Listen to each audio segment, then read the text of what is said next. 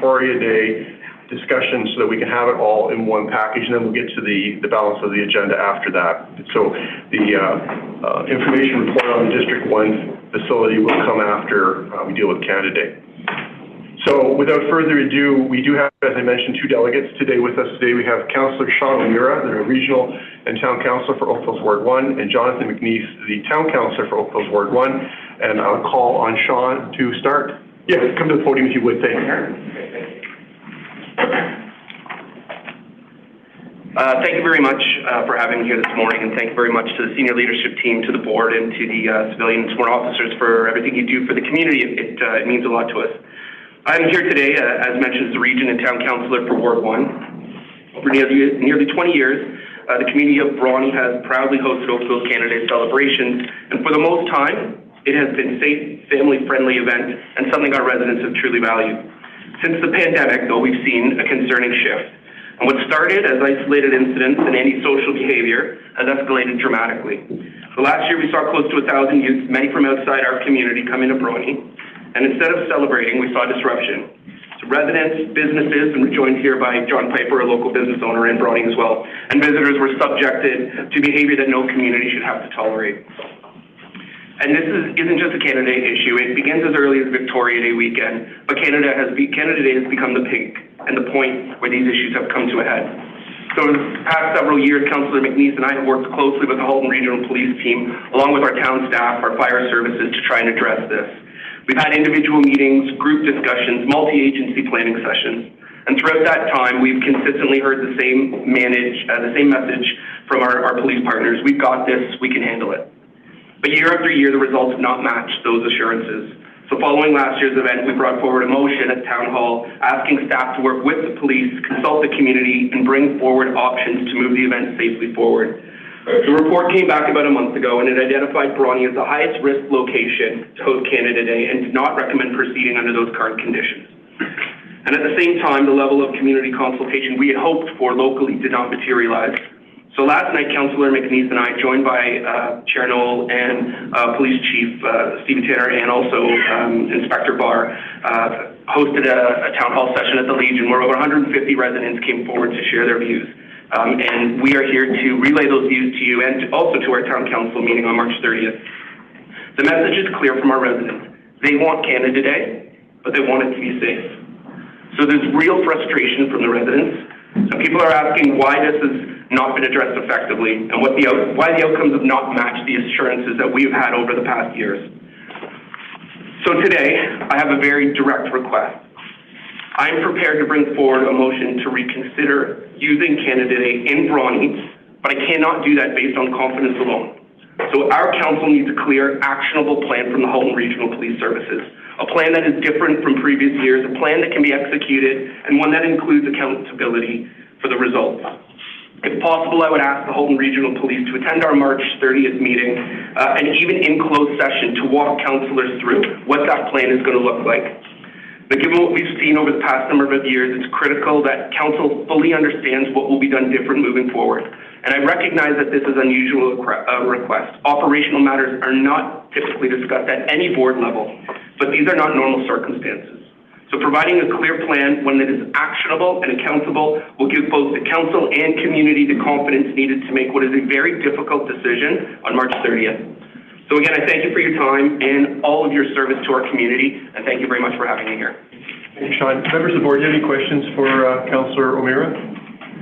I just have one for clarification. I know the answer to this, but I would like you to address this, and that is, can you just let the board or help the board understand the distinction between the sanctioned Canada Day event and the nefarious activities that are happening? Absolutely. Because conjoining them is problematic, obviously. So if you could just identify to board members who may not have seen it, that they are distinct, separate and distinct. Absolutely, yeah, thank you for that clarification. So the antisocial behavior happening on the Lakeshore Road is separate from the peaceful Canada Day celebrations down towards the water. Where the nexus causes friction is when those two events collide. So when people are leaving the Canada Day Park and the antisocial behavior and fireworks and youth shenanigans that are going on interacts with those 30,000 people leaving at the park. So we fully expect that it will take some time to combat that antisocial behavior, but where the staff have had problems is what happens when families and seniors and children and strollers are all leaving the park at the same time that the chaos is going on Lakeshore. So those two things are separate. They need to be tackled, but when they collide at one is where a lot of the liability and the dangers occur. And can you just address this? You mentioned it quickly in passing, and that is the fact that it happens on Victoria Day and Canada Day, which is evidence of the fact that they are in fact separate. The issues are separate. The antisocial behavior and the sanction event is separate, which is evidenced by what happens on Victoria Day. Is that what you're saying? Yeah, I mean, Victoria Day seems to be the primer. It seems to be where it's a test drive, and then the real chaos happens on Canada Day because of the crowds, and it's easier to disperse and to separate and to hide. But Victoria Day is really where it started, and then it plugged over to Canada Day. Thank you. I saw a hand go up. So, Lisa, you have a question or comment? Thank you very much for joining us, Councillor O'Meara. So the safe enjoyment of our communities is a priority for everyone here in our region. And I'm interested to hear, because we don't have a line of sight necessarily into the work that your town council has done, what preventative measures are you aware of that town staff are looking to deliver in collaboration with Halton Police Services? Well, and I'll be very blunt. It's been frustrating as well. There seems to be a passing of the baton. Well, it's a police-driven procedure. We can't do anything. There are things that our police our bylaw can do. We are going to be getting a report back at the town in April, which happens after we have to make a decision before they're going to tell us what bylaw is able to do, which is a little frustrating on its own. But if we look at areas like Waterloo, where they declared a community safety event, and bylaw officers were able to work with the regional Waterloo police to ticket if you're on municipal boulevards, on municipal roadways. So those types of bylaws are something that I know I'm looking forward to seeing coming through. So it helps the police and our bylaw sort of control the public right-of-way better than we have been doing. Our bylaw services right now are talking about fencing options and a lot of things that I think might not get where we want to, but we'll be holding our bylaw to account in April. And it's our sincere hope that our bylaw work with the Halton Regional Police as well, so that they can give bylaw infractions with the police there to assist with that. Thanks very much. So one of our principles is really on prevention, and I'm just wondering, is there any information that could come through this report or the conversation that you'll be having at your town council in advance of sort of their report coming forward in April that could be indicative of what type of resources would be very helpful in collaboration from the town? Yeah, it's my sincere hope that we work hand in glove here with the police board. I know that Chief Tanner last night was talking about sort of communication strategy and moving forward what we're going to be trying to push out on numerous channels, and those would include tab channels as well, about what to expect when you come to Victoria Day and Canada Day. If you're coming to celebrate and again, wherever this ends up being, if you're coming to celebrate at Canada Day and you're going to do so happily, then we want you here. If you're coming for other nefarious intentions, there's going to be a problem. And I think those messages along all channels, through a lot of the youth channels that I think a lot of us in here struggle to follow, that moves pretty quickly, and also through our normal channels. I think it's incumbent upon all of us to do that. And I know we'll be taking that back to the town of Oakville to make sure that every channel they have is communicated through. Thanks very much for that. And my last question is this.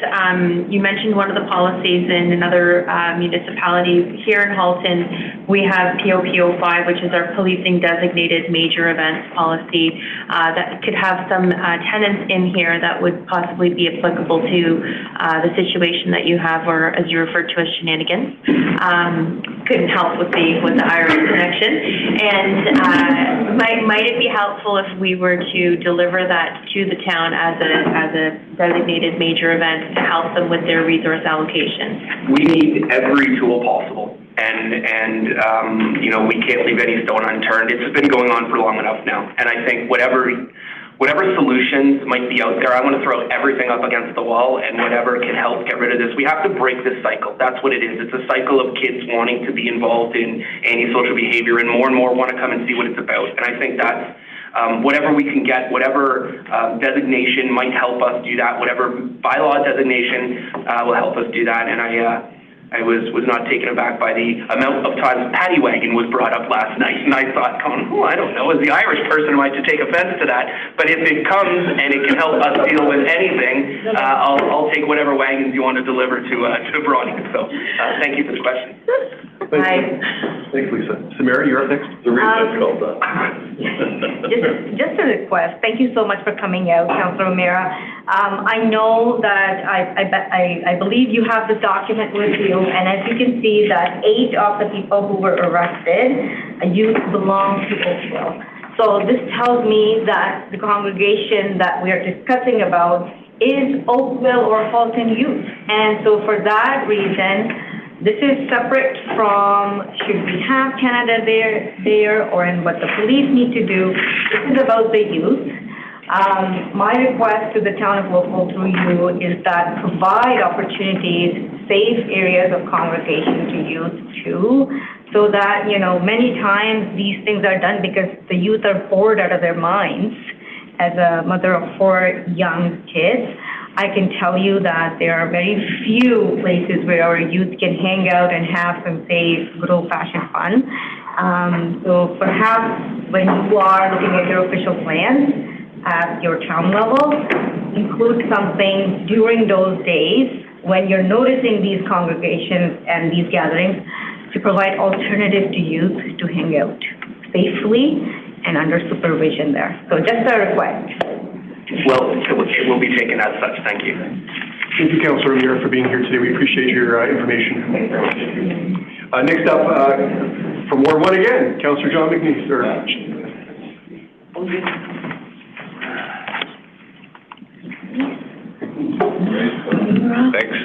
Thanks for having me there. Hopefully Sean got all the tough questions. No, we're holding back about you. Intimidating being on this side of the podium. But I just wanted to, before I get into sort of some prepared remarks, I just wanted to draw your attention to, there was a council motion that kind of started this back in August of last year after Canada Day. We debated it thoroughly at council, and one of the directions there was to pass that motion along to the Police Services Board. So you should have got some information, 6-8 months ago. We're happy to share that again. We went through many of the things that you discussed. How do we prevent it? How do we create friction? How do we have a multi-jurisdictional communication strategy going forward? And we will be getting some of that information back at Town Council, but unfortunately, the way sort of the sausage is made, we got to make contractual decisions on if we're having a fireworks event before we have all the information and sureties.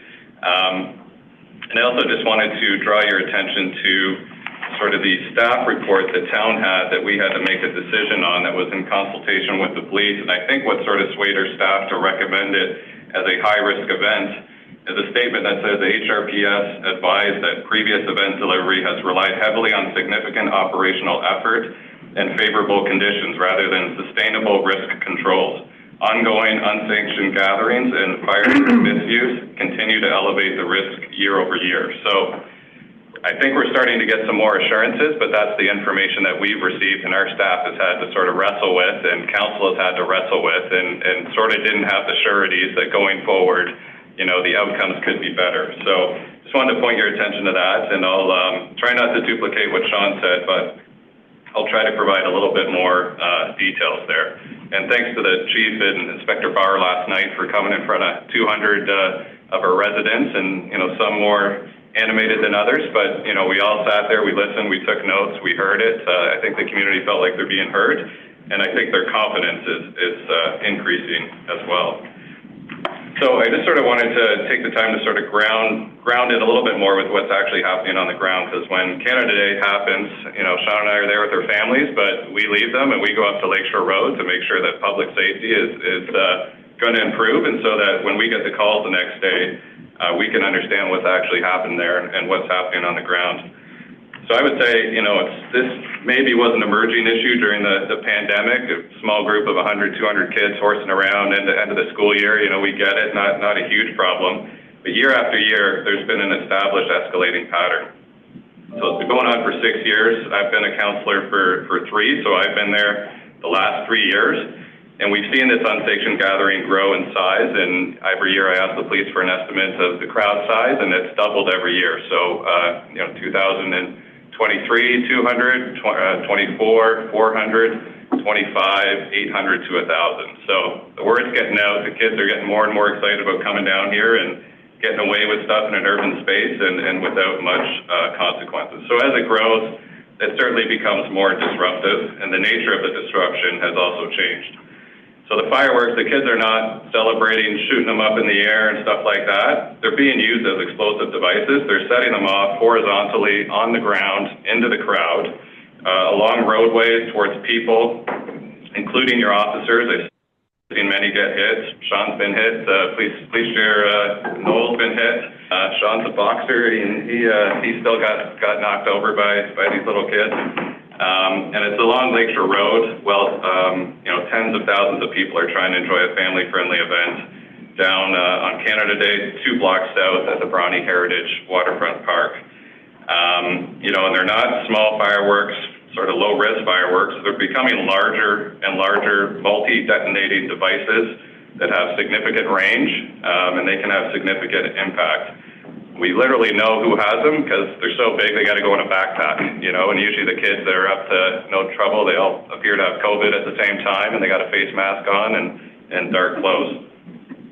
I've seen it firsthand. I've seen the devices go off in parking lots along the sidewalks, sending crowds running into traffic, especially on Victoria Day when the streets aren't closed. I've seen the officers have to run for cover behind their vehicles because they don't want to get shot either. I've seen family, kids in strollers.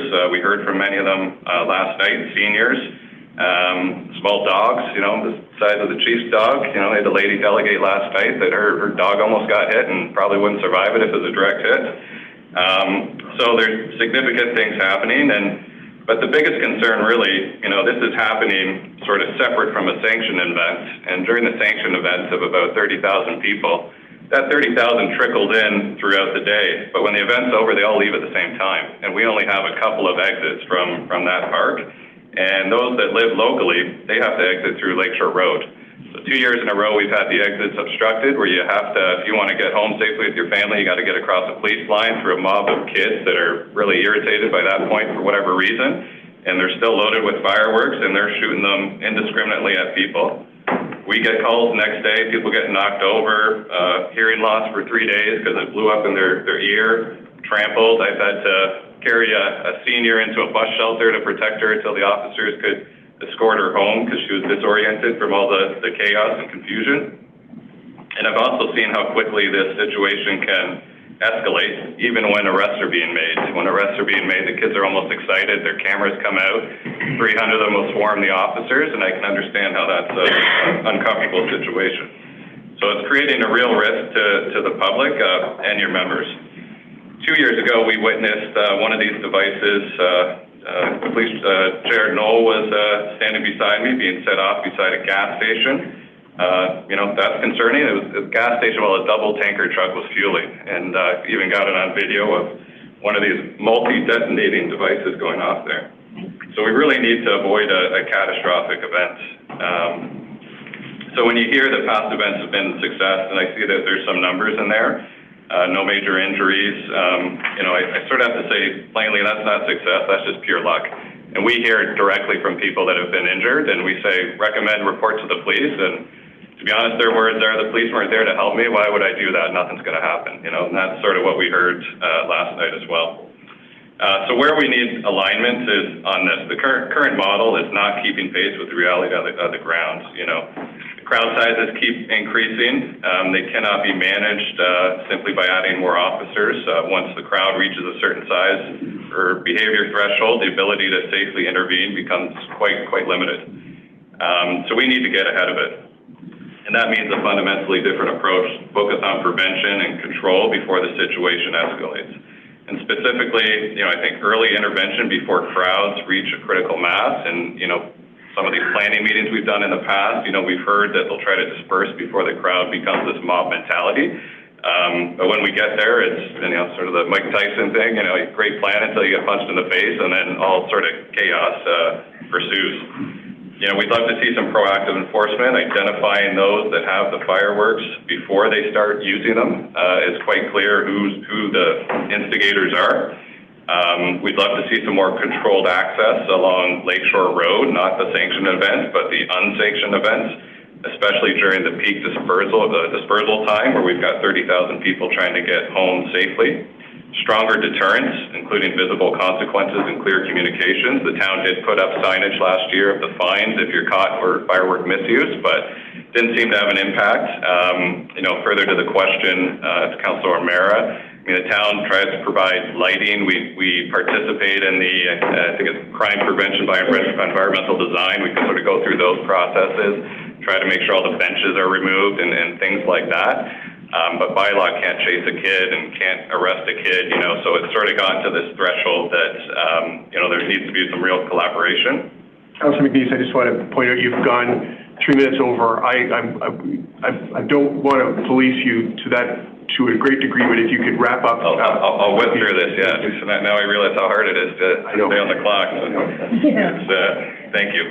And then just use of all the available legal tools, that other municipalities are using. Sean mentioned some of those. Right now we've got explosives going into large crowds on active roadways, limited ability to intervene safely as escalation occurs, and an increase to the risk to the public and your officers. So we sort of feel that, without sort of a different approach, a more intensive approach, we've been getting lucky, and we're just concerned about something bad happening that potentially could have been prevented. So, Sean said we would love to host the event. We think it's the best place to host the event in Oakville and the region. And we're hoping, I haven't fully gone through the report here, but we're hoping to get some assurances by March 30th at our council meeting so that we can reconsider it. And we can ensure, the officers are safe, but the public's safe at an event like this as well. So really appreciate you listening here and taking the time to consider it. And, we hope we can further collaborate to make this a great event. Thanks, Councillor. Thanks for the additional time. Questions? Okay, Nav, you have a question? Thank you for taking the time to come speak with us today. We all want the community to have safe events. Canada is important to our country and the community. I just had a question, and please, I'm not involved in municipal politics often, but does Oakville have a bylaw banning the possession of fireworks? Because I know there is. Okay. Yeah, I'm sorry. I'll answer. I'm not saying yes, but that's something that comes to council. Many municipalities consider it. I think Brampton has banned, and I think Mississauga banned for a period and reversed. I can say everything that's happening at this unsanctioned event is banned. Minors can't have fireworks. They can't be discharged in public places.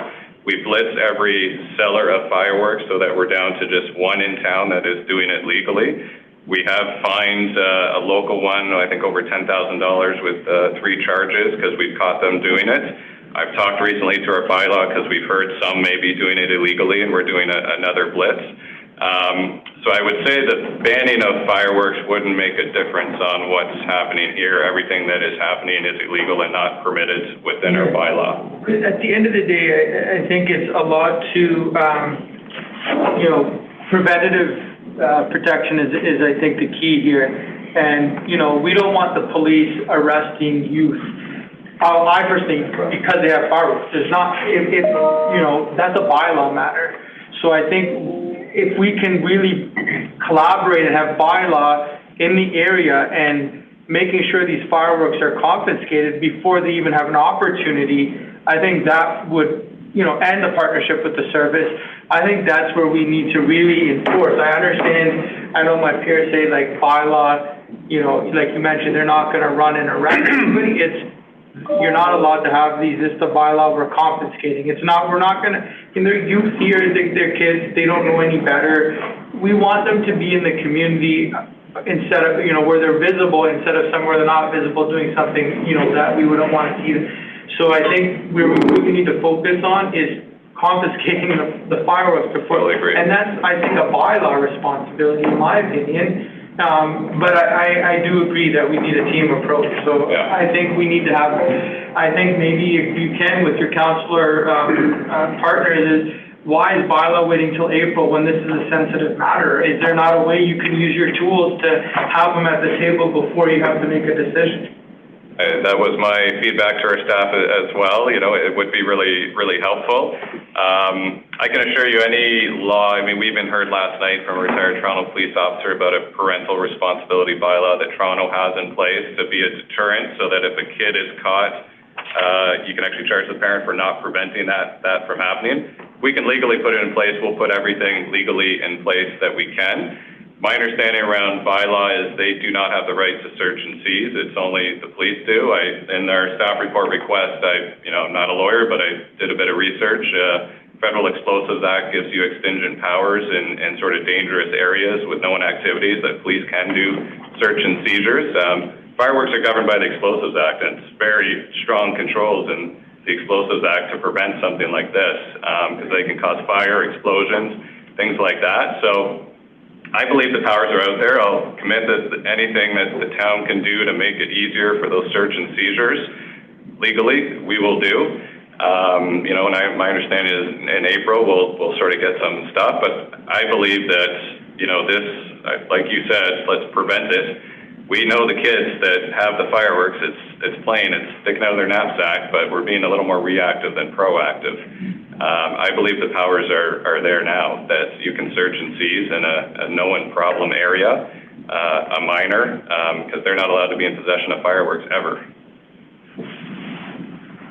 Okay. Further questions for the delegate? Not seeing any. Thanks, Jonathan. We appreciate it. Thank you so much. Mr. Piper, I know you're here. You didn't register to delegate. I'm just wondering, do you have anything? Again, it was more for support, but if you haven't been down there, the only thing I'd add is that, we closed. I own the McDonald's down there and was part of the group that sat in and listened to what the plan was. Hearing the plan, immediately decided to close the restaurant early. It's too dangerous down there for my staff to be there. I wanted them out, and that again, just a piece of information to know. But it was really more support, and I think it's the next piece on your agenda that I'm interested in hearing about. Okay, thank you. Thanks. Okay, members of the board, I'm going to ask the staff to comment. I think she's going to open the comments, and you may call on some of your colleagues, I'm not sure. Before we do that, I just want to indicate to the board that I did circulate a petition that I'm just going to read into the record, that the Oakville Canada Day celebration at Bronte Heritage Waterfront Park City Council for 2026. And the particular action that the board's called upon to do is to commit the resources necessary to ensure the event be held safely. And then there's a further request on the part of the town to reconsider the decision. So there's 861 signatures in this. I'm going to hand this to Jessica, our board secretary, so she can circulate this to the chief of police. Thank you very much. You're going to send me the digital copy too? Yes, I will, yes. Okay, having said that, Lieutenant. Where do you want to start? At the beginning. I think the town of Oakville and we have to keep any sanctioned fireworks 1st of July in particular separate from anything that a group of youth might choose to do or not to do. I think the two situations are totally separate and distinct. We don't have a lot of issues at if I call it the sanctioned fireworks event that's been going on for the last number of years. But it takes a considerable amount of our resources just to be there. And if we just forget about Lakeshore Road for a few minutes, we have to pay attention to even the sanctioned event where it's not, people causing issues or, getting into fights like they may have in the old days at Sound of Music festivals and different things.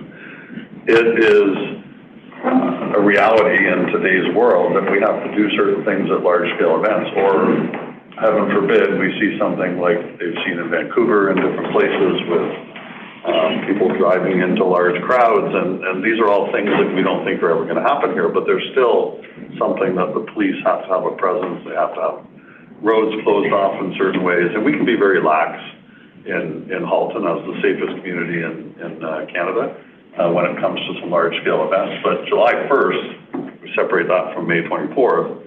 As I said last night, July 1st happens on the same day every year in 4 municipalities, not just Oakville. So I think I've heard, and Councillor Kearns may know, but I think I've heard up to 70,000 people may attend fireworks in Burlington, but we're planning to have significant number of resources in Burlington as well, and Milton may be having a fireworks display again this year, so we have resources there. So while we're a regional police service, the town of Oakville and the Oakville staff, by and large, police the issues in Bronte. Because on July 1st, we can't draw the same as we might on any other day of the year for a large event. Sound of Music Festival in Burlington, as an example, it's not happening in 4 municipalities at the same time, so we have some different flexibility there. I think you have to look at, again, so as the chief of police, on behalf of my members who I hope don't have to put up and deal with some of these situations, probably the best thing is to have no Canada Day ever anywhere. As a citizen of Oakville and a citizen of Bronte and a Canadian citizen, I think there's no more important year for 1st of July celebration than this year, with things that are happening south of the border and otherwise. So from a Canadian perspective, I hope there's a fireworks display somewhere of some significance in every one of our municipalities, or at least a celebration of Canada Day. What happens on Lakeshore Road is totally different and distinct from any of those things. Apart from the fact, which both councillors mentioned this morning, that at some point a large crowd is dispersing from Bronte Waterfront Park, and most of them have to cross Lakeshore Road. That's a reality when you have a large crowd and you have a group of youth that are congregating in the Lakeshore area. I've been there on May 24th, I've been there on July 1st, and I've witnessed some of the behavior as well. I would say that it is definitely shocking to citizens of Oakville. Another way that I put it last night is it would not be shocking at all to citizens of Kingston or Waterloo or London, because they're used to dealing with large university populations and homecomings and events that magnitude far exceed what we have on Lakeshore Road. Having said that, it's still alarming, and I get it. And when you see fireworks that are being set off perpendicular or towards buildings, that is rightfully alarming to our citizens and a risk to our officers or people that are crossing the roads. You know, you heard people last night, a lot of people saying, well, just arrest every one of them, search every backpack when, people are walking in. There are search and seizure rules. Like, we cannot just stop and search everybody unless we have certain grounds. We can look at whether they could be extended because of fireworks. We'll have a legal review of that. But our officers have to have the grounds before they stop someone and search someone. It's the same as drugs. If people were walking into a park with a backpack and an officer arbitrarily stopped them and found a pound of cocaine, nothing would ever happen with that charge because it would be a legal search and seizure. Here we're looking at more of a deterrent. So I think we need to have a little bit of let's say sort of a CSWB lens on this. It is a policing issue to some degree, but it's not totally a policing issue. I think the town has a substantial role to play on this, whether it's road closures at different points or bylaw. Honestly, I don't know the bylaw officers in Oakville, but I don't know that I've seen a bylaw officer in Bronte on these dates doing anything, and I'm not saying that out of disrespect. If there are 10 or 15 bylaw officers in the town of Oakville, then instead of giving out parking tickets in downtown Oakville on these 2 dates, they probably should be in Bronte with us, because our officers are dealing with a lot of different situations. And this is just one of them. And fireworks, yes, it's alarming, and yes, we want to stop it on Lakeshore Road in Bronte, but our officers are also thinking about a lot of different things when they're down there, not just public safety, officer safety as well.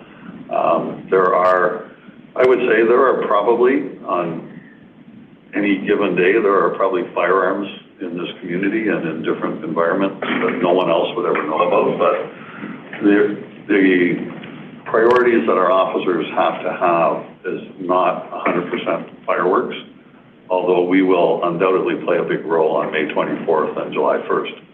I am confident that we can do some communication ahead of time. Lama is here and others, and they know channels that I wouldn't even know the names of, that Yes, we can broadcast some things ahead of time. I think the town of Oakville can do that as well. Bylaw specifically, probably to get the word out to some. You will probably deter the good kids or some of the good kids from coming. Some of the ones that are bent on coming down and shooting off fireworks at each other are probably still going to come, and we'll have to deal with them. But if the proactive communications ahead of time can prevent a certain percentage of these kids coming down, then that's a win from the beginning. There were some interesting things mentioned last night. One included lighting, which is, I think would be two parts of that. I understand part of what our officers were faced with last year was a plan to move some of the crowd towards Bronte Athletic Field. By the time that they were doing that, all the lights were off at Bronte Athletic Field, which became problematic in and of itself. So I think there's already communication with the town of Oakville, like leave all those bright lights on. Sometimes 14 to 17-year-old kids, if they're down there, even if they're just running around watching things, tend to shy away from brighter lit areas, if we describe it that way.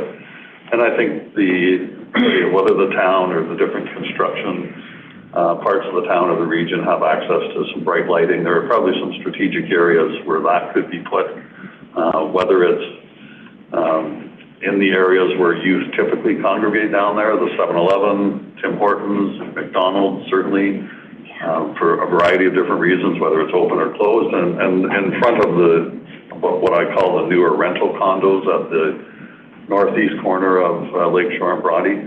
There's a large sort of courtyard area there where the youth would congregate a couple of times in the last year or so as they're running back and forth. And probably better lighting there would be beneficial to some degree.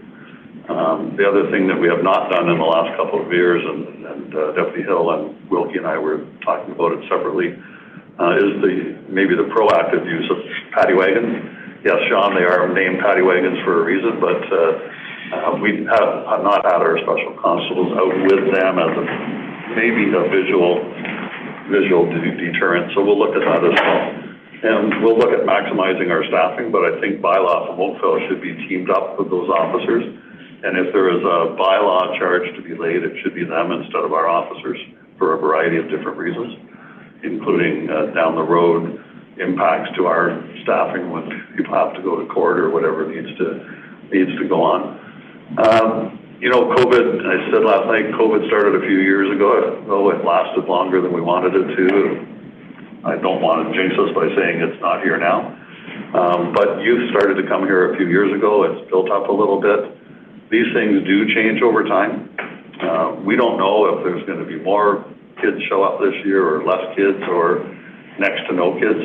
We don't know that ahead of time. We can monitor some social media channels and try to get some sort of insight into some of the public-facing social media channels without getting into privacy issues on what we do or don't do. But we'll try to be as proactive as we can in knowing what the kids are planning. And that goes way back in Kingston when we were having the student riots, which was at a whole different level from this, and would be 7,000 or 8,000 university kids. A different population and different issues, and a lot of that was alcohol, and people were commenting on that last night. Will the Kingston police arrest 200 or 300 people in a weekend? Yes, and 280 out of the 300 are alcohol related.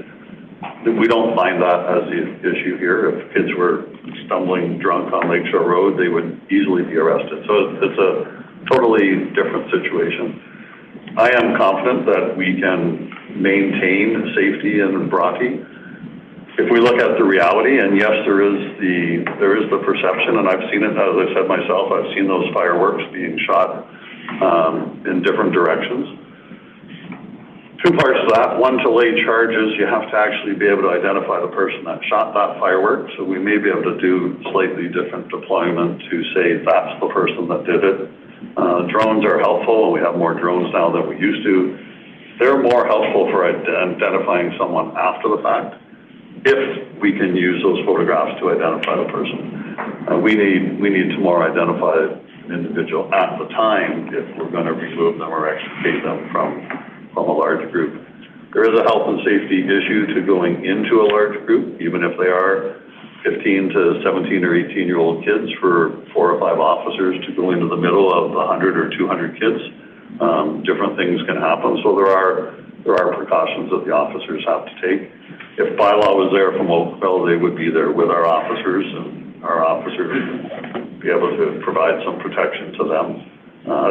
So I think that it'd also probably be in uniform, which is a bit of a visual deterrent as well. So I think there are a number of things that we can do this year. As Roger is the deputy that oversees district operations, we've talked about this a great deal. There is no way that we can guarantee that kids are not going to come to Broady this year. And there is no way we can stop totally the shooting off of fireworks. We will do everything that we can in our power. And I think beyond that, it's got to be a larger team effort when it comes to some of the preventative types of things, lighting, bylaw, messaging ahead of time. Someone mentioned, ironic last night, somebody mentioned, well, if we were in the schools, we could deliver this message to every school in Halton, like, don't come to Broady on this night, and we are in the schools. One of the reasons we're in the schools is we develop a greater rapport and respect with a lot of the kids, and we don't want them to be afraid of us. And then when it comes to May 24th and July 1st, we want them to be afraid of us. So it's a little bit of a catch-22 in some of the things that we do. I don't know, Roger, if you have any specific comments. Joe was there with us last night. You could look at the statistics in different ways. One is, yes, there were only, I think, 10 kids arrested over 3 years that we collected statistics on that report. They would be the instances where individuals could be identified and arrested safely. Most of them were from Oakville in that report. That doesn't mean most of the kids down there were from Oakville. You could draw different analysis on that, but we also know there's a lot of people coming from out of town. We also know that when we look at calls that were made or reports that were made to the police, they're very insignificant in number. That doesn't mean that there were not a lot of seniors or others that were on Lakeshore Road that were frightened by fireworks or simply frightened by large groups of kids, and I understand that. And we've all had at different points elderly parents and grandparents. I understand some of the expressions of concern that were made by some of our seniors last night. That's a whole different situation, because we also heard last night where one of the ladies in particular spoke about being, if you know Broady, in the area of Tim Hortons and Shoppers Drug Mart, and there were 5 or 6 kids there during the day, so she was afraid to walk by them. That's a senior concern. And then we got into e-bikes and motor scooters and all sorts of things that weren't really particularly relevant to May 24th and July 1st. But we have not had a large number of incidents reported to the police. We can anecdotally talk about people that were fearful of the fireworks being shot. That's totally true. Homeowners who were fearful because kids were running up and down either East Street or Jones Street or Nelson Street, and they thought fireworks could be shot at their home and damage could be caused, and we don't have those damage reports. We went as far, I had Inspector Foley, through our analytical people, look at sort of a 24 to 48 hour window around those dates, because we actually first collected statistics for May 24th and July 1st. And then we realized, well, if there was damage done, it may have been reported on July 2nd or 3rd. And it wasn't, but that doesn't mean that, and someone was speaking last night about fireworks that were shot into an open garage. Yes, that could happen. Somebody could fire a large firework into a garage and a fire could start. Absolutely it could. And we haven't had that yet, thankfully. But I think we have to look at the reality of who was, as far as the analysis of risk and risk mitigation. Yes, someone could be hurt in these situations. Absolutely. Someone could be shot in a different part of their body or face by one of these fireworks, and it would be awful. It has not happened at this point. then maybe that's just good luck. But we still need to do everything we can to deter the activities. So I am confident that with or without July 1st in Bronte, we will be managing kids on Lakeshore Road, somewhere between 200 and 800 kids probably. I think there's different estimates of how many were there last year, and I think Joe and I were talking about 500 or 600 or 1,000, it doesn't really matter. They're both large groups. We need to deter as much of this activity as we can. Thanks, Chief. Deputy Wilkie, you wish to make further comments? Through the chair, just maybe a couple of topics on what the chief has alluded to. Certainly, we take this seriously. We've connected with our district command team that will oversee the planning. I can give you great assurance that our service capacity to plan for crowd management has improved with some of the recent investments. We will be prepared to actually insert that expertise in the planning of any event that is planned by the town of Oakville. I think from an operational lens, we can't get into the operational planning and deployment numbers here, but I can tell you that our main goal would be proactive for disruption and the identification of bad actors. So, through certain strategic deployments, we can better prepare for that so that we can potentially identify, that one kid that's got potentially, the firework and extricate them. So I think with strategic deployments, we can provide greater assurance that from an operational lens, we can enhance public safety in that regard. Thank you, Deputy. I know Samira wants to ask a question, but I want to tease out just a bit of information just to make sure it's on the floor. I just want to ask both of you, to the Chief, I think you alluded to this, but I just want to be really clear, because you've raised the issue that candidate occurs in all four municipalities at the same time. But do you acknowledge the fact that this event, the concerns that are being expressed by the community and that we're talking about today aren't necessarily related to the fact that there's a sanctioned event? I mean, that obviously is a policing issue as well. It hasn't been a problem, but that this is separate and apart, that this actually is a public disorder, a social disorder incident that we're referring to. Absolutely. The only thing in common is the date it occurs on. Yeah. Okay.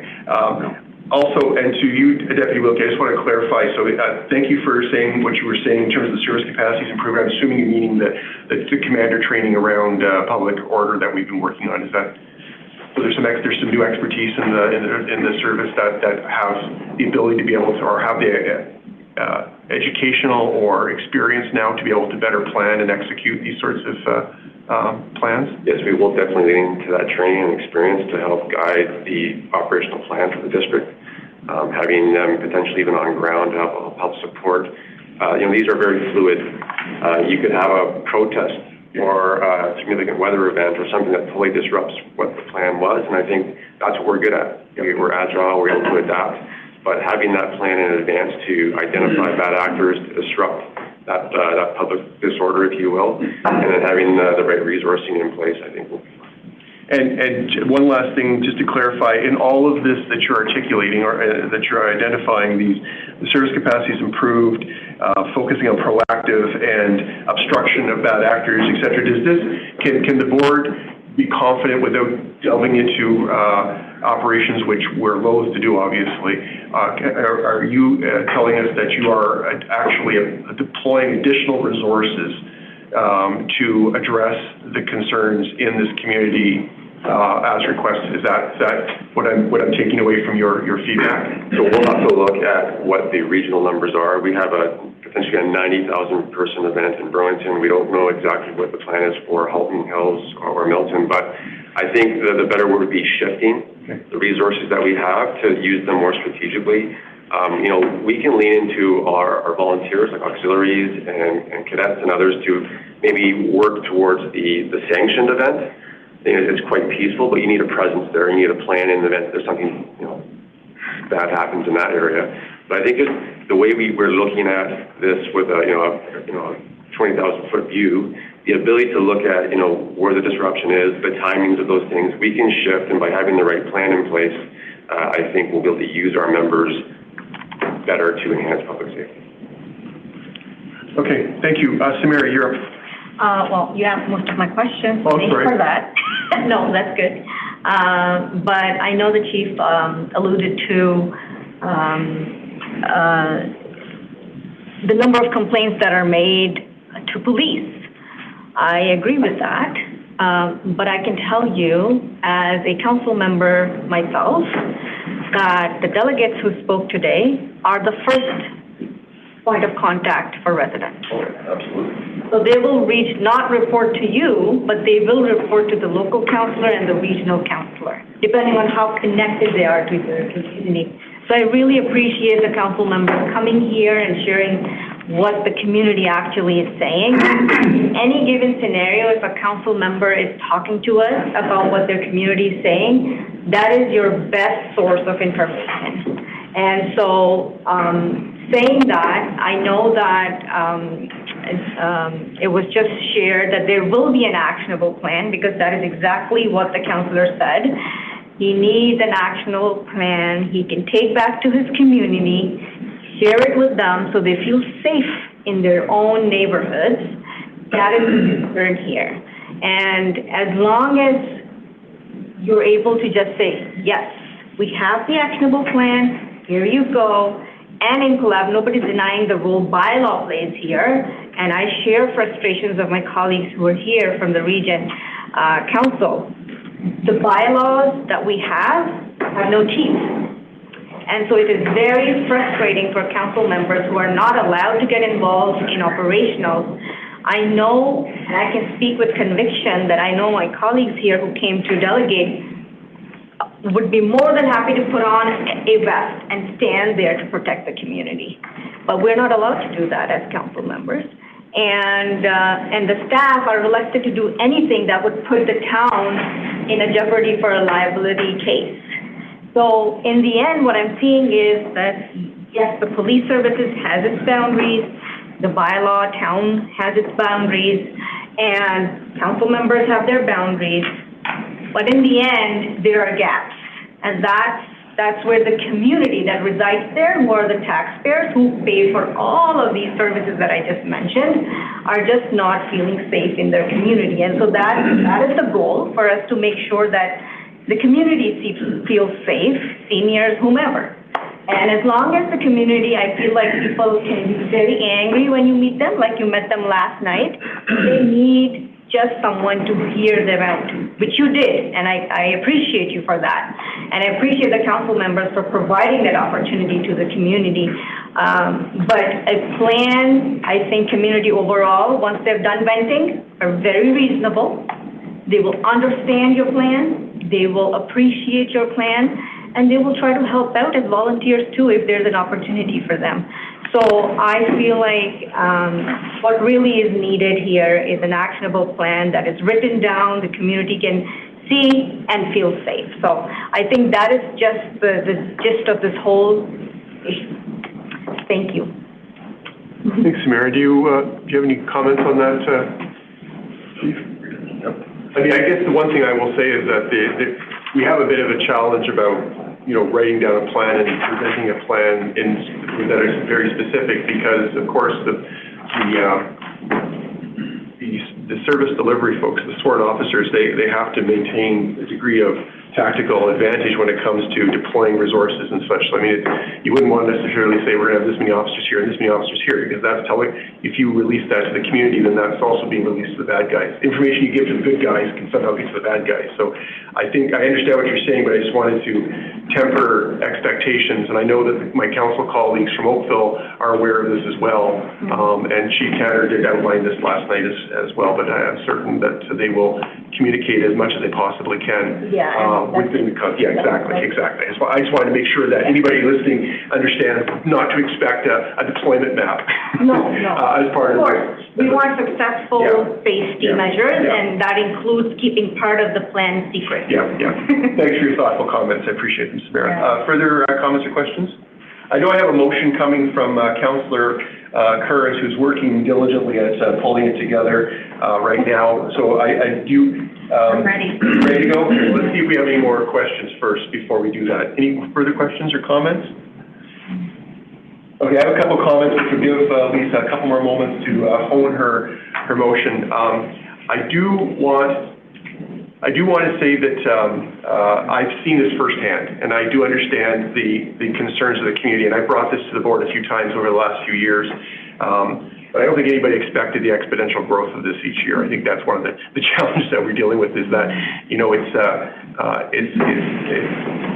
been there twice since the pandemic. In the midst of this, I go to the event every year. I usually go home before this happens, but I was called down one year by Jonathan, and we stood there, and I watched a tanker truck pull up to 7-Eleven and want to fill the gas tanks at 7-Eleven, and Sergeant Snow having to deploy his men and women to stand by the truck to make sure that it was safe so it didn't create a larger problem. So, I mean, there are concerns for sure. There's certainly,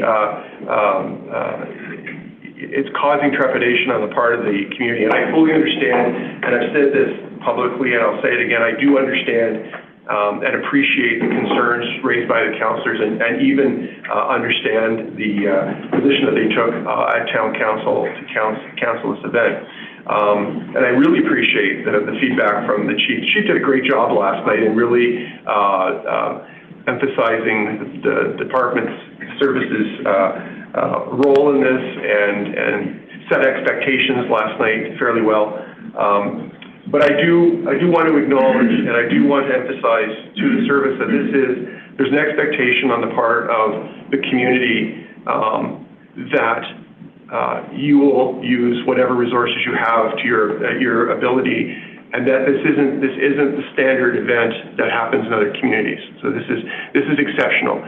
This ranks up there with while smaller, but it ranks up there with homecoming weeks at universities, and it ranks up there with the challenges in Waterloo and such. So I just really want to be, and I emphasize this and clarified this in your presentation. I even asked Councillor O'Meara to clarify, just so we're putting a fine point on this. This isn't just policing a Canada event. This is policing a significant social disorder occurrence that's happening in our Halton community that needs to be addressed, not just for the here and now, but to demonstrate, I think, to the public that the police have the community's back, and the police are going to ensure that whatever resources can be deployed are deployed in order to keep that community safe, because we do not, you know, I'm not sure that it was all luck, as somebody had said, that report, demonstrated that, you know, maybe this was more luck. I don't agree that it was all luck. I think that it could have been a lot worse had the police not been there, you know, and had been a lot worse if some of the best trained officers that we have weren't present to disarm some of these things. So I just wanted to take away from that narrative a little bit. There's a lot of strategy and a lot of really good work that I think kept this event under control. However, having said that, when you witness it and you see tanker trucks showing up in the middle of it, and you realize, you know, what could happen, I can understand where the community's head goes with this thing quite quickly. So, thank you. With that, I will just once again thank everybody for their feedback on this. It's been a very interesting couple weeks navigating this position, and I do have confidence in what I'm hearing. I've met with the command team, specifically Roger and Steve, Chief and Deputy Chief, once this week, and we've had several conversations in the past night. What I do know of the work that they are intending to deploy for the community, I think is exceptional. I think there's some great ideas that I've heard. Again, I don't have operational details, but I have a degree of confidence, not just as your board chair and a board member, but as a citizen of Oakville, a participant at the Canada activities, and somebody that, you know, truly wants to see this event happen, but happen as safely as possible. So thank you for giving me a couple moments to my point of view across. I have a comment. I'm going to go to Lisa because I think you're ready for a motion, right?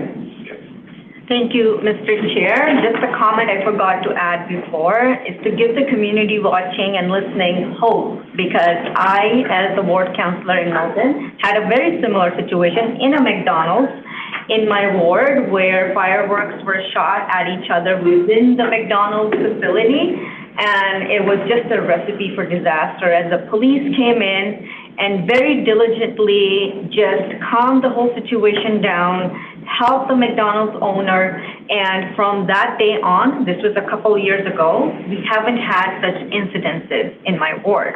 So there is hope. I have seen the police, our services, in action, taking control of such situations, And once you have the actionable plan, I can assure you they are very capable of making sure that you feel safe in your neighborhoods again. Just wanted to share this precedent that I have personally experienced in my ward. Thanks, Mayor. I'll go back to the board for further comments or questions before I come to Lisa for her motion. I'm not seeing you. Lisa, you have the floor.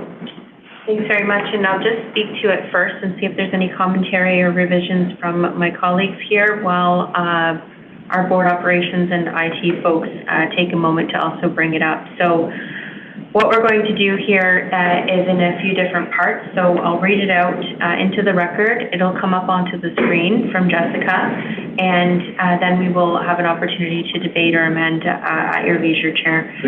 So what we would like to do here, I will table that the board designate on its own accord Bronte Area Victoria Day and Bronte Area Canada Day as separate major events under PO 5. Policing designated major events based on assessments under sections 3.6, 3.8, and 3.9, and I'll explain those sections at this time. 3.6 is the event features extraordinary operational requirements. Those would be identified as attendee behavior, service safety, vulnerable resident safety, neighborhood context, property risk, on-site injury, irregular traffic behaviors, critical mass. Under section 3.8, that the event be of medium or greater risk. And there I will note the high risk assessment in the Oakville Council February 23rd report, relocation of Canada Day celebration. And lastly, section 3.9, any other relevant criteria. And that is to be expected as outlined in subsequent reports from HRPS and Oakville Council. That would be specific to, just pulling up your next report, which is going to be called Relocation of Canada Day,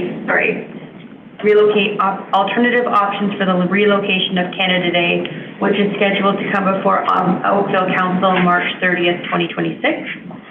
And most importantly and lastly, that the board received a presentation and delegations.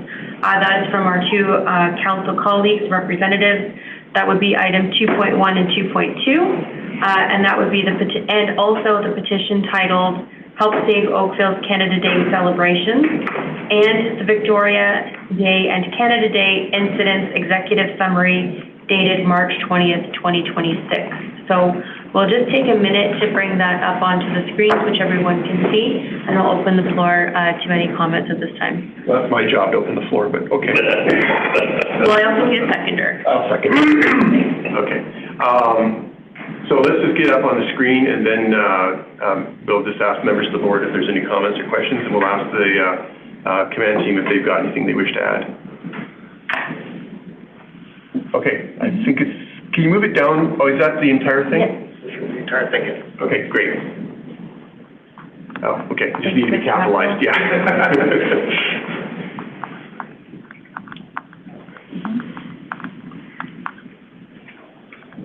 So what does this trigger?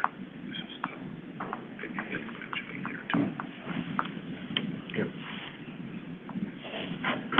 okay, members of the board, any questions before I go to command? Okay, I'm not seeing any questions. Thank you.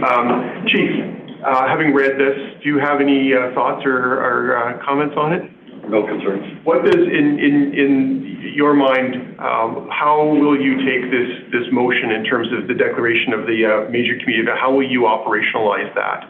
Well, has reporting requirements of me with the board, now that we're designating as a major event, so we'll go through that, and we're certainly giving it the priority that it needs operations. Okay, thank you. Okay, come back to the board one more time for comments or questions, debate. I'll make a comment on my own work. Thank you. I do want to deliver some exacting clarity. So the two events, both Victoria Day and Bronte Day, are individualized within this motion, as they will likely require separate plans that are aligned with the events individually. So I just wanted to make that clear as well for any carrying out of those. I would also invite Oakville Council, when you have any of the additional reports that are expected to come, if you could please circulate those to the board chair via the chief, and I think that that would be a good next step. Okay, thank you. Thanks for your work on that. We appreciate it. Okay, last call for comments, questions, since we've had a few things, nothing further. Yes, Chief. Only that all of that, especially the first paragraph, the intent is clearly separate and distinct from a sanctioned event. Thank you, yeah. So it doesn't matter if there is a sanctioned event on Canada Day or not, this still applies to the area, and we're talking more about like. We've been clarifying that all along in the session, that it's very important to, in my mind, I'm glad that Lisa picked up on it in the motion, it's very important to ensure that we are being very clear that this is not a sanctioned event, which has been largely problem-free in our community. So it's just strictly the episodes of the social disorder that we're witnessing on Lakeshore. Okay, I'm going to call the question then. All in favor? Hands, thank you. That's carried unanimously. Thank you very much. Okay, once again, I want to thank everybody for their participation. Thank you, councillors, for being here. Thank you, Mr. Piper, for being with us today, too. We appreciate your contributions today and your experiences. With that, we're going to move on in our agenda. It's 10:14, and our typical stop time is 10:30. Do you want to press on with the next item, or would you prefer to have your break now for a few minutes and then go into the rest of the agenda? Okay, I'm hearing a love of break, so I'm going to recess the meeting until 10:30, and then we'll reconvene and finish the rest of the agenda. Thanks, everybody. Meeting is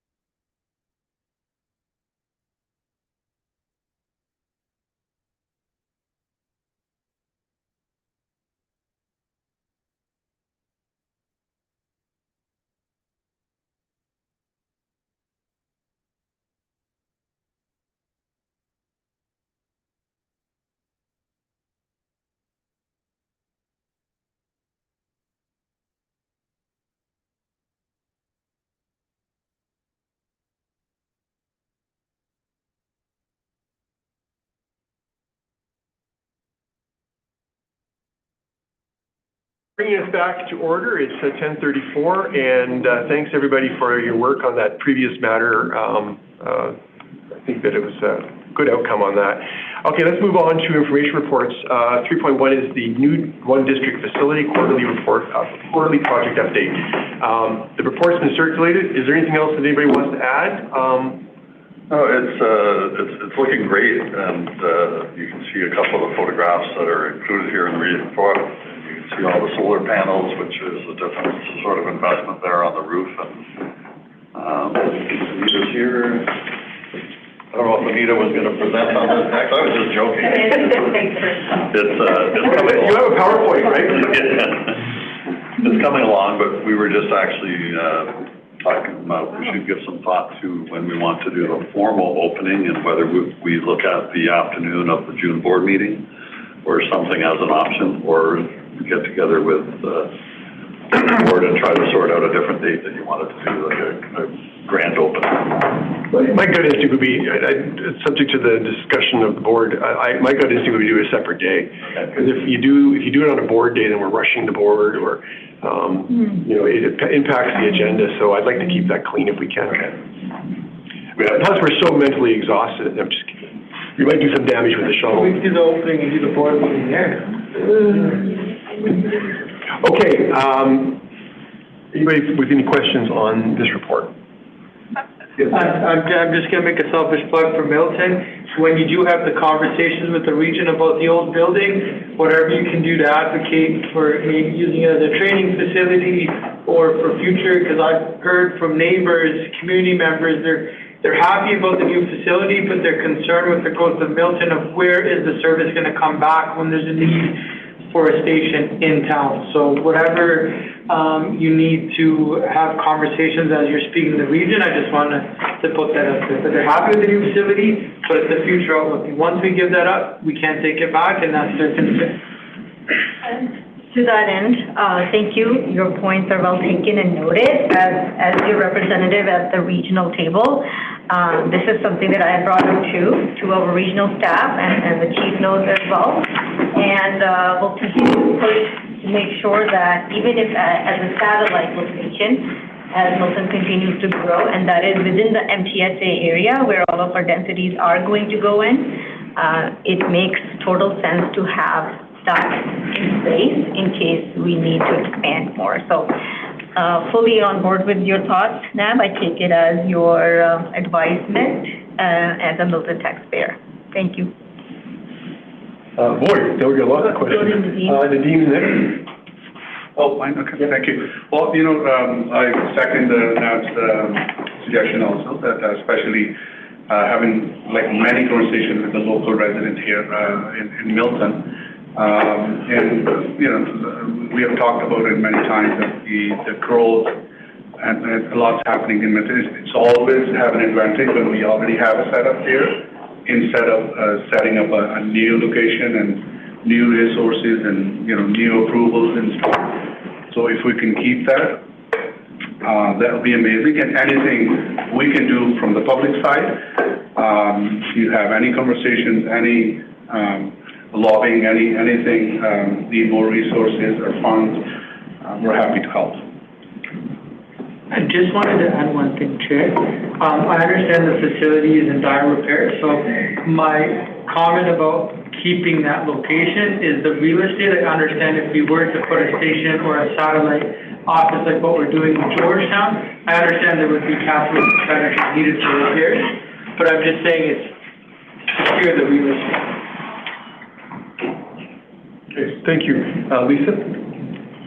Yeah, thank you very much. And I'm just looking for the last report that we received, and I feel like it was in the fall or in early 2026, and that you will recall would be our population planning report that outlined all of our needs going into, I think, 2035 and beyond. And so what I think we would need is some additional information around that capacity resourcing, particularly for Milton's growth, and maybe perhaps the community would be of benefit of some additional information around how the new district is going to be helping the Milton community meet its needs for policing? Because it feels like the narrative I'm hearing at this table is that there's going to be a view of a loss, when I'm of the understanding that this initiative is helping to bolster the services.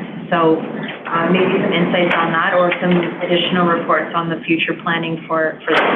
This is going to get severely complex around surplusing land, regional land acquisitions, municipal land acquisitions, and or like police acquisitions. So I'm interested to hear, or to flank, what is the community conversation in Milton related to this, because it appears or presents much more complex than what I'm hearing. I appreciate your thoughts, Councillor Kearns. The chair, myself, and Nadeem had the opportunity to go to Milton. Just geographic logistics, where the station or the center is being moved, it's in Milton, but on the outskirts, and we have a university and college coming into the town, which changes the perspective. So to get from where the station is to where the university and college is on the complete opposite end. So I understand that there may be complexities on how that would happen, and that's why I asked if the chief could have conversations on how that could be done.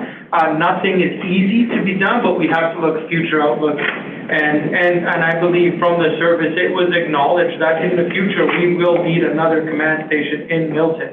So I'm just looking from a real estate perspective, we have possession of that. In the future, looking at the development as a resident of Milton, there's not going to be much land left for a central location. So that's why I pressed that issue. Great. But what do you think of the new station? It's pretty cool, eh? Yeah. We got totally off that, but any comments or questions on the actual new district? I don't mean to complain, I'm sorry. It's an important conversation, but the reports on the new district, so anybody have any comments or questions on that? The one thing I will say is I think that your superintendents and inspectors in the other two districts are going to start to become very jealous based on the photos I'm seeing so far. It's a beautiful facility. So, but the jealousy has been reversed for many years. That's true. Good point. Good point. No, I think the discussion point there is, and I've mentioned this before, we live in regional buildings that are really owned by the region. We pay for them through our operating budget largely and capital budget for the police service, and it's almost like when you buy a house and you decide to buy a bigger house, but you don't get the money from the house that you built before. Is sort of the scenario, not perfectly. When we did buy the land on Steeles Avenue, the region did put, I think, $5 million towards the property that we needed there.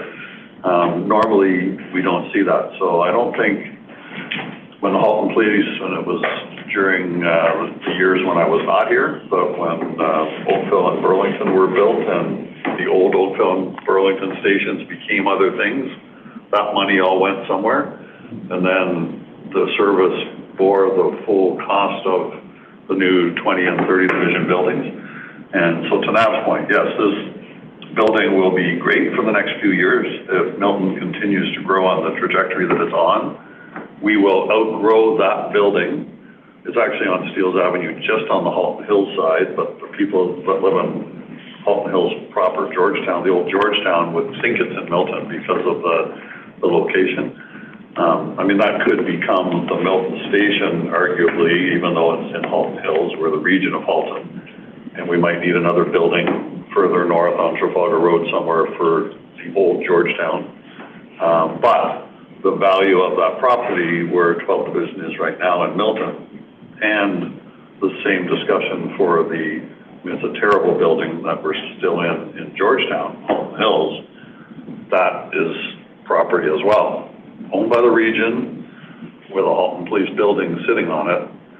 But if that just goes away and the region does whatever it does with that, at some point we need another piece of property, 5 or 6 acres at $2 million an acre somewhere in Halton Hills, then that becomes an expense. And there should be some sort of a trade-off at some level financially within the region at least for consideration for future expenses when these other properties have been purchased, not by me or by any member of the service, but it's a Halton Regional Police asset.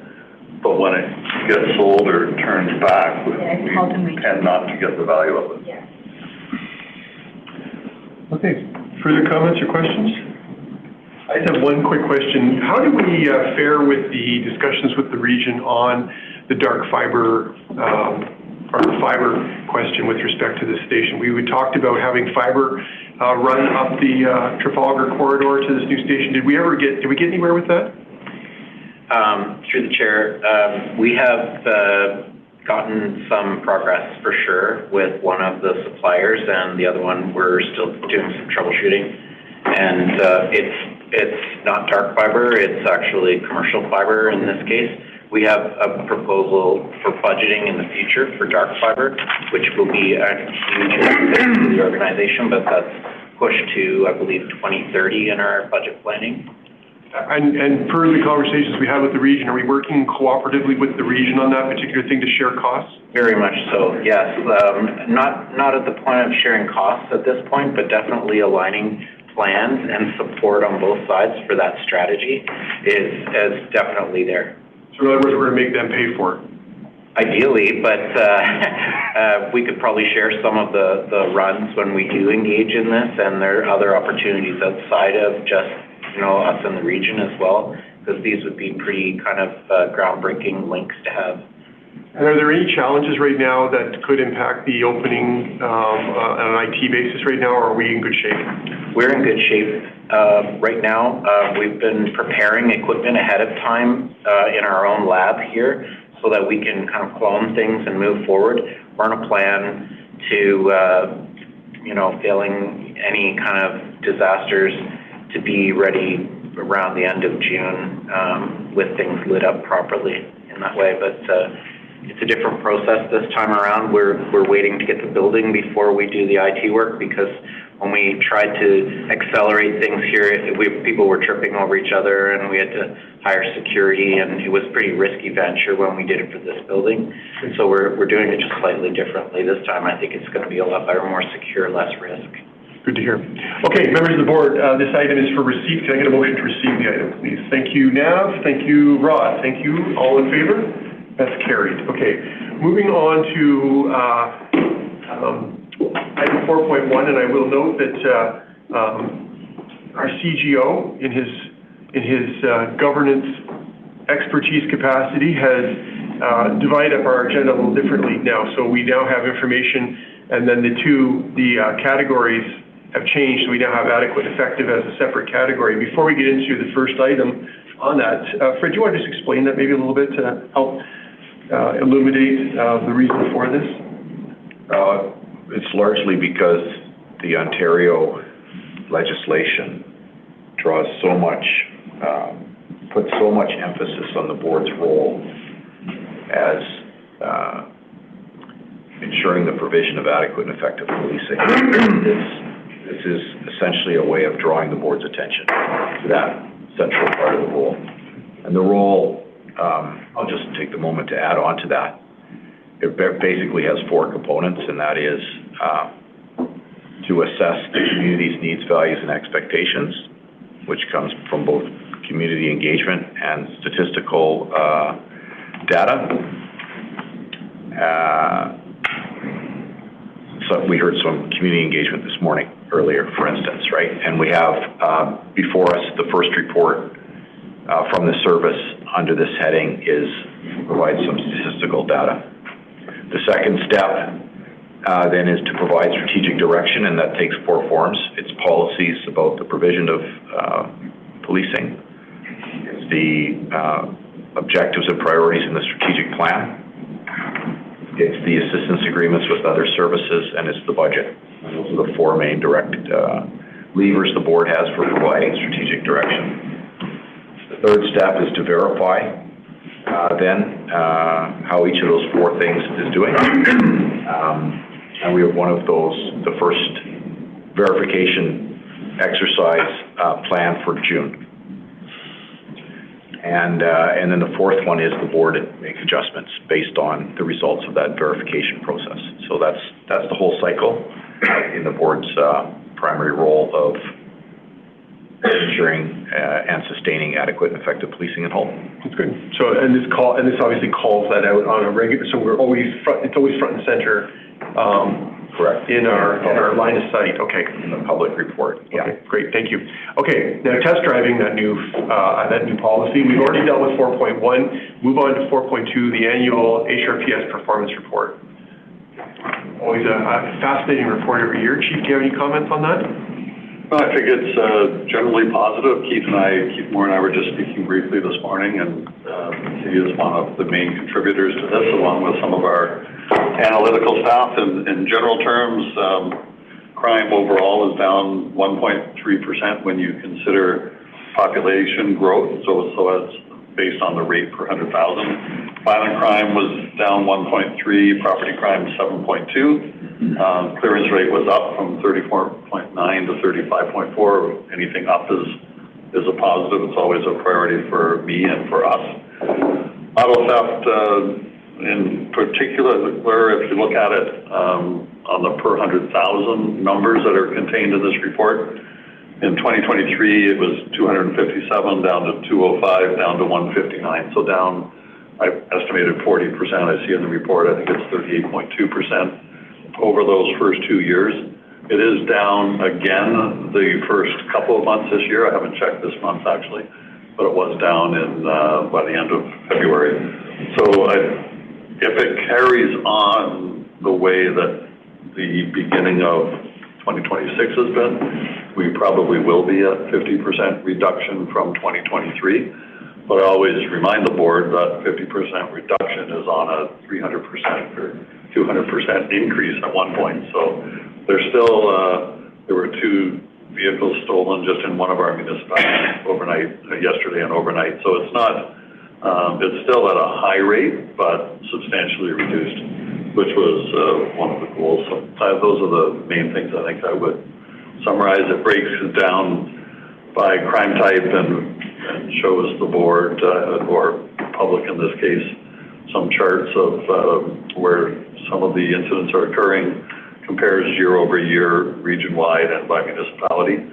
So you can see in some cases there's not a lot of variation.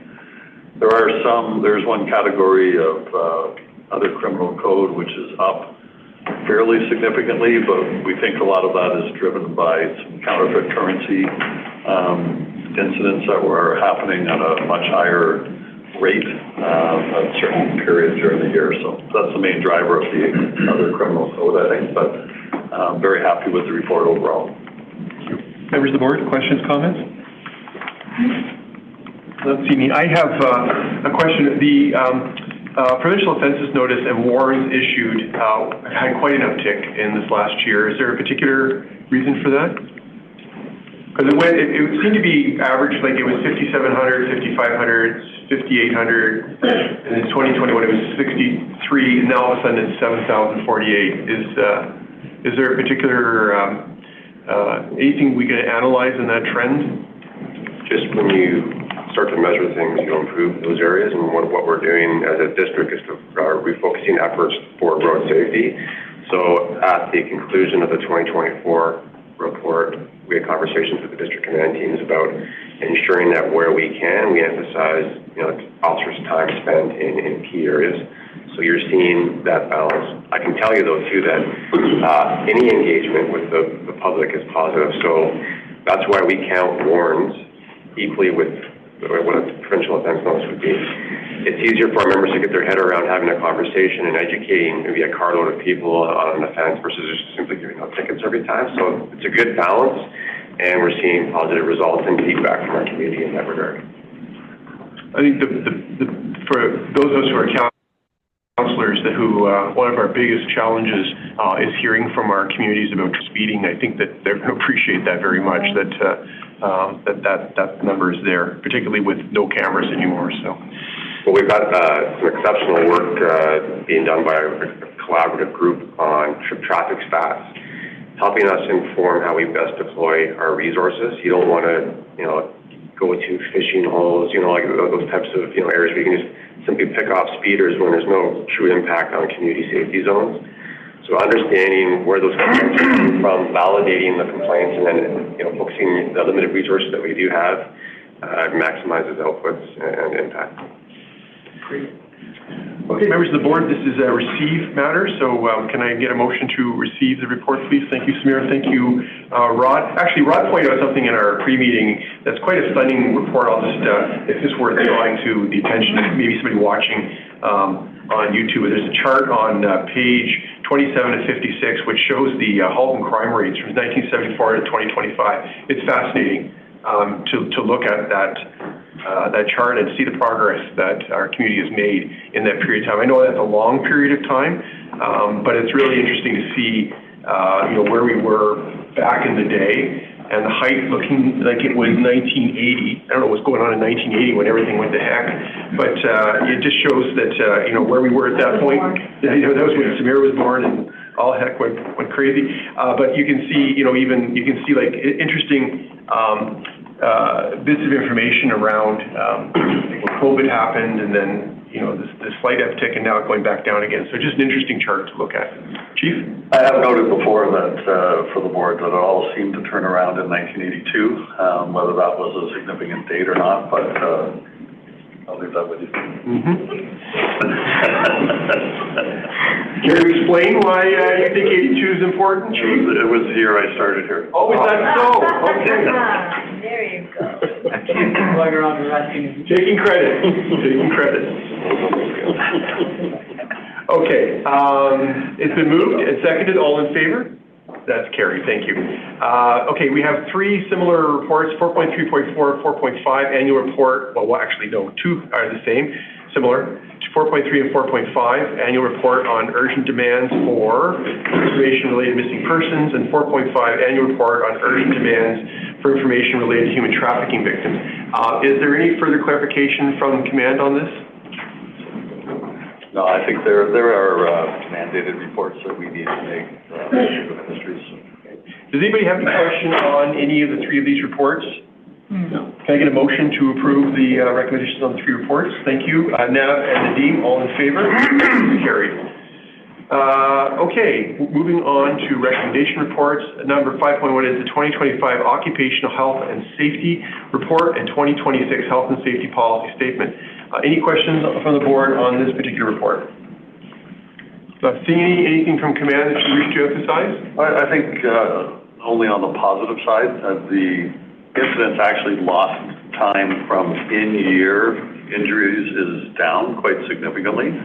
The bulk of the lost time is from previous year injuries. And often when you see that across the 3 or 4 years of this report, they are some of the longer ongoing PTSD types of situations, if I leave it that way. Can you explain? That sounded almost accusatory. Can you help elucidate why there was that kind of drop? Because it's quite substantial. Incident reported in 2024 was 11,319, and 2025 is 9,942. Is there a particular thing that you can point to, or a particular incident, or a particular policy you can point to that may have had an impact on this? It's probably more apt to be a couple of more serious long-term injuries in some of the other years. You may have the same number of injuries, but if they are all 2 or 3 days off work as opposed to 6 months off work, that makes the difference that way. Yeah, through the chair, I would just add our robust training. So training is the key to prevention, and our robust policy development. A lot of our occupational health and safety is legislative in nature, but we go far above and beyond the nature of our work, and we have that commitment from the board and the service to the members' safety and well-being. Well done. That's great. Good news. Members of the board, one more chance for comments or questions. Not seeing any, I'll look for a motion. And the motion is to review and receive the health and safety report as attached. So can I get that motion, please? Thank you, Nadeem. Thank you, Lisa. All in favor? That's carried. Community Fund Scoring Matrix. This is from our Board Manager of Operations. Jessica, do you have any feedback on this, or? It was in November that I was asked to develop a scoring matrix. It helps us on our journey to kind of streamline that whole process. So the committee has reviewed, they had one edit, which I have made, and I think it'll help us going forward with the application. Great. Does the chair of this committee have any comments? I want to thank Jessica for doing the heavy lifting there, and I think it will make it clearer for the public as well, to kind of help develop their application and make it easier for the committee to be consistent in the funding. So it's a work in progress, and I think every month we add some sort of improvement, which is good. That's excellent. Okay, Samira? Just a little bit of clarity. So organizations that have applied before can apply again. There is no restrictions on them applying every year. There is no restrictions on people applying every year, but it would be up to the committee and the board to determine if they want to keep funding an organization every year, or if they want to spread the funds out more widely. Understood. Thanks. I just wanted to add to that, there is a requirement to provide reporting after your event for what the money was used for. So you have to provide that report back to the board, and the board has to see that that money was used as intended for you to be eligible to apply again. So that is a key criteria if you want to apply a second, third, fourth, fifth. That's an excellent criteria. I like that a lot. Because we don't often get that feedback loop, and that's enshrining in policy, I think, makes a lot of sense. Okay, the recommendation is that we approve the community funds application scoring matrix. Would somebody like to move that? Would the chair like to move that? Thank you. Moved by Nav and seconded by Samira. All in favor? That's carried. Operational verbal updates. Deputy Hill. I just want to clarify, did we approve the request for the reward? Okay. Do you mind if I speak to that? Just because sure. Part of the I gave you the chance before, but I'll give you that second chance. I must have missed that. I think you actually skipped it. Question. By the way, where does the funds come from? Where does the funds come from? Well, we're asking it to come from you. That's why this your community fund. Yeah. In the part that references the policies, it's the board's policy that should be referenced. Yeah. If you're asking for the board funding, right, in the report. And that's consistent with some of the previous ones, and I was in the process of checking it. I'm pretty sure it's consistent with the community fund policy. Can I just verify that before we take this further? Sure you can. So we did pass this resolution, because I passed all three at the same time, but we're going to have to go back and edit it, because it's going to have to say to be funded from the Halton Community Fund. Sure, we can take care of that. Jessica. Through you, Mr. Chair, we already have 2 other rewards listed on the community fund, like on the roll every year, so we're just adding it to it because we've already got some coming out of there. Yeah, rewards is part of the scope of the community fund. Okay, so can the mover I don't remember who moved and seconded this particular, I had all 3 moved and seconded by the same person, but are you comfortable with the friendly amendment that states, we'll just insert the words that the Halton Police Board issue a $25,000 reward funded from the Halton Community Fund. Police Board Community. What's the formal name of the committee or the fund? Community Fund. It's called Community Fund. Funded from the Community Fund for information that leads to the arrest and conviction, etc. Is that sufficient? Who moved it and seconded it? The resolution conditions. Right. It does. This is for credible information that confirms a correct location, but I just need to make sure that we're covering the funding piece of it. Jessica, who moved and seconded that motion? Nav and Nadeem. Okay, Nav and Nadeem, are you satisfied with that change? Okay, so that's so changed, and you're satisfied. You have nothing further to add? I just think I think it's important that we mention it so that we have at least give some backstory to it. It's been a story that's been very much covered by the media. There's actually a 4-part series that's been out there. And even more important than that is the fact that, for any family or friends that would be listening, that we will never give up on this case. We owe it to the friends and family to continue this. This is why we've done this. There will be another component to this that comes of reinvigorating the media to make sure that we get this out there so we can get, more attention to it with the hopes of leading us on more clues. We unfortunately have, exhausted a lot of the things that we could potentially do. We have not yet been able to either locate her or be able to ascertain on whether she's alive or dead, unfortunately. So that's why I just wanted to make sure that we spoke to it. We can draw that attention to it, that we are making that commitment and we won't ever stop looking for her. So. For the sake of anybody watching on YouTube at the moment, I know that there were a number of people watching because of the earlier report. Take the opportunity to maybe mention the individual's name, who the fund is for, and what the reason is for what we're attempting to accomplish with the reward. Right, so it's Irma Galastica. If you recall, she has gone missing and we've been looking for her since September of 2024. We believe that she went missing from an address on Old York Road in Burlington. So it is for us an active missing person investigation that we are still, as part of our homicide team, it is an active file for them that they are still on top of and following up on in every avenue they can. So this is meant to solicit any information for, reward, like I said, for the arrest or conviction for anyone responsible for her disappearance or to confirm her current location. So that's what we're hoping. We're hoping this will draw some attention. We'll hope somebody will come forward and give us the information we need to bring this to a successful conclusion for her and for her family and friends. And with this approval today, will communications be sending out a press release of some sort to indicate that there is in fact a reward now, so that perhaps David Lee and the other reporters that are watching can do a fulsome story on the issue? Correct, and which is why Inspector Perron is sitting in the back of the room. He's our inspector in charge of homicide. So that's why he was here, just to demonstrate the importance of this ask and the fact that after this he will be generating the follow-up to the media. Fantastic, thank you. Anything further on operational verbal updates? Okay, members of the board, any new business to come before the board today? I'm not seeing any.